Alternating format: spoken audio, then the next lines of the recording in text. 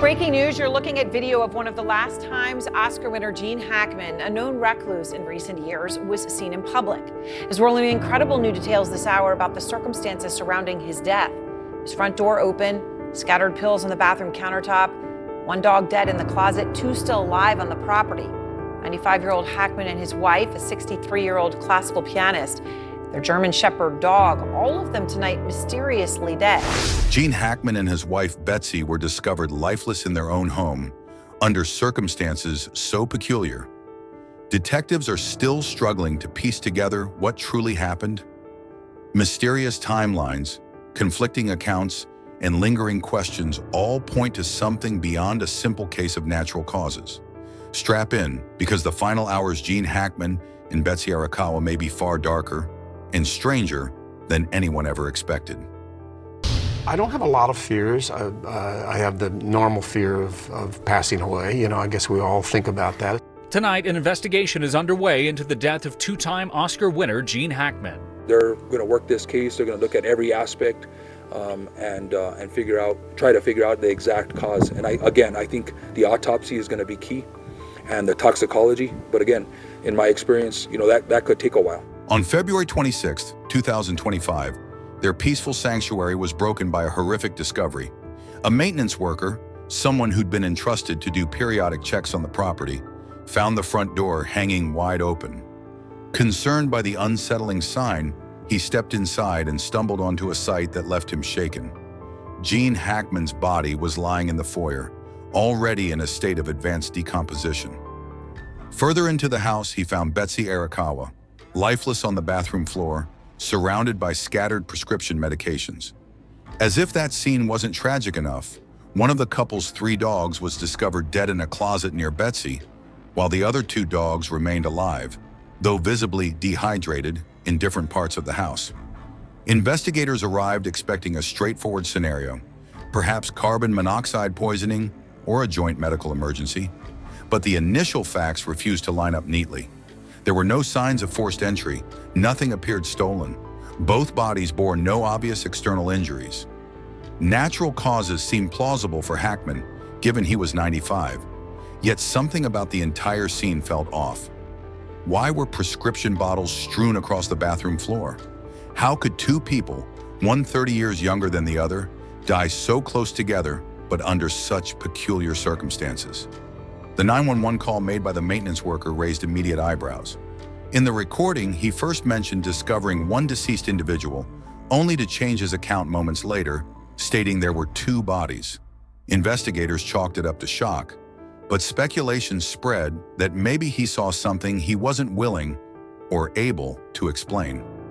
His overall employment record was squeaky clean, and he'd worked at the house for years without incident, which made it unlikely he was involved in foul play.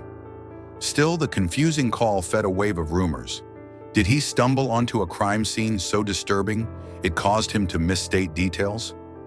Authorities quickly tested for carbon monoxide, suspecting a leak in the old structure. Every test came back negative. They also checked for environmental toxins, but the air, water supply, and surfaces revealed nothing unusual. A massive question mark hovered over the reason for Betsy's death. She was 65, not youthful, but hardly at the threshold where sudden death without any documented cause would be common. The scattered pills, among them prescriptions for blood pressure and thyroid conditions, hinted she may have been trying to handle a health crisis, but no one could confirm whether it was hers or Hackman's. The largest clue came from an unexpected source: Hackman's pacemaker. Designed to track and regulate his heartbeat, it contained digital logs of his cardiac events. This data indicated his heart had stopped around February 17, 9 days before the bodies were found. If Hackman had been lying in the foyer since that date, the question became, when did Betsy die? Did she pass away the same day? Or was she alive, caring for him or his remains for some unknown span of time? These questions gave the case a more sinister layer. Why hadn't Betsy called 911 if she was still alive after Hackman's collapse? Both the landline and their cell phones had functioning battery power and service. It didn't make sense that she simply did nothing for days on end. Equally perplexing was the plight of the dogs. 2 were discovered wandering the house, frail but clinging to life. One, heartbreakingly, had died locked in a closet near Betsy's body. Some who study canine behavior suggested the dog might have been frightened or disoriented, ending up trapped in a storage space without water or food. But how did it end up in that closet in the first place? Did Betsy shut it there for safety while she tried to tend to her husband? Or did the dog seek refuge on its own during a prolonged crisis? The dehydration that killed it indicated no one had opened that closet for multiple days. As investigators dissected each bizarre element, they formed a preliminary theory. Hackman's heart failed on February 17th, causing him to collapse in the foyer. Betsy might have discovered him, panicked, and rushed to grab his medication from the bathroom. In the frantic process, her own health took a disastrous turn. Maybe she had a heart attack triggered by stress or some other medical complication that overtook her. The scattered bottles on the floor suggest she was trying to manage a sudden emergency, but that explanation fails to address one glaring issue. Even in utter panic, calling emergency services is often the first action people take when faced with a life-threatening situation. So why no call? Some propose she might have been disoriented or even injured. If she fell and hit her head, that could have impaired her judgment or ability to reach help. Others propose she could have passed away at the same moment as her husband's collapse, but the state of her body suggested a somewhat different timeline. Worse yet, there's a subset of individuals who believe something darker took place. An unknown third party, possibly an intruder, or a more complicated scenario that ended in both their deaths. While law enforcement found no direct signs of forced entry or struggle, that doesn't stop theories from swirling. The autopsy results offered only partial clarity. Hackman's official cause of death was cardiac arrest, corroborated by the pacemaker data. Betsy's report indicated she had existing heart issues, but lacked any single, definitive cause that screamed natural or accidental. There were suggestions she might have fallen. There were early hints of stress-induced complications, yet nothing emerged that could definitively close the case.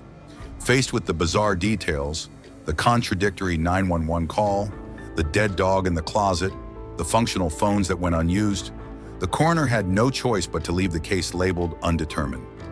Public reaction was a mix of sorrow and shock. Hackman was revered for his incredible acting range and had long been considered one of the greatest living American actors. Fans remembered his fiery performances and his steadfast dedication to the craft. Betsy was quieter in public life, but well known in certain circles for her talent as a classical pianist. Their relationship often drew comments because of the 30-year age gap, but no one could deny that they seemed deeply devoted to each other. That's precisely why so many people struggle with the notion that Betsy would simply fail to call for help when her husband collapsed. If love drove them to maintain a partnership for over 4 decades, surely that same devotion would have propelled her to try everything to save him. Law enforcement continues to receive tips from amateur sleuths, fans, and even conspiracy theorists. Some claim the couple had reason to fear intruders or that they'd been threatened by unknown individuals. Others say Gene Hackman's health was so precarious that he could have died at any moment, and Betsy's was more fragile than she ever let on. Officially, the authorities maintain there is no sign of foul play, but they've also acknowledged that certain aspects of the case are downright perplexing. The phone lines were working. Their cell phones had battery power. Why then was no call placed? As the investigation drags on, many have reached a reluctant consensus that the most likely explanation involves a heartbreaking chain reaction of health crises.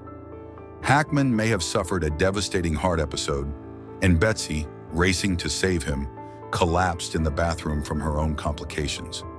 Perhaps her last moments were spent frantically trying to save her husband, scattering medications around in the process. In the chaos, one dog became trapped, unable to escape or be rescued. Tragic, yes, but not unimaginable for a couple living in relative isolation, neither in prime health. Yet the nagging questions remain. The maintenance worker's initial confusion over finding one body or two, the lack of outward signs that Betsy even attempted to dial 911. The different stages of decomposition that suggest more than one day may have passed between the two deaths. Taken individually, each detail might have a mundane explanation. Combined, they form a tapestry of eerie coincidences too large to ignore. The official verdict may never fully capture what truly happened during those final days in the Hackman household. Now that you've heard all the strange twists and lingering mysteries, what do you think really happened? Was it a tragic coincidence? Two overlapping medical emergencies that left no time for help? Or was there a hidden piece of the puzzle that investigators simply haven't found yet? Either way, the ending to this chapter of Hollywood history is as heartbreaking as it is baffling.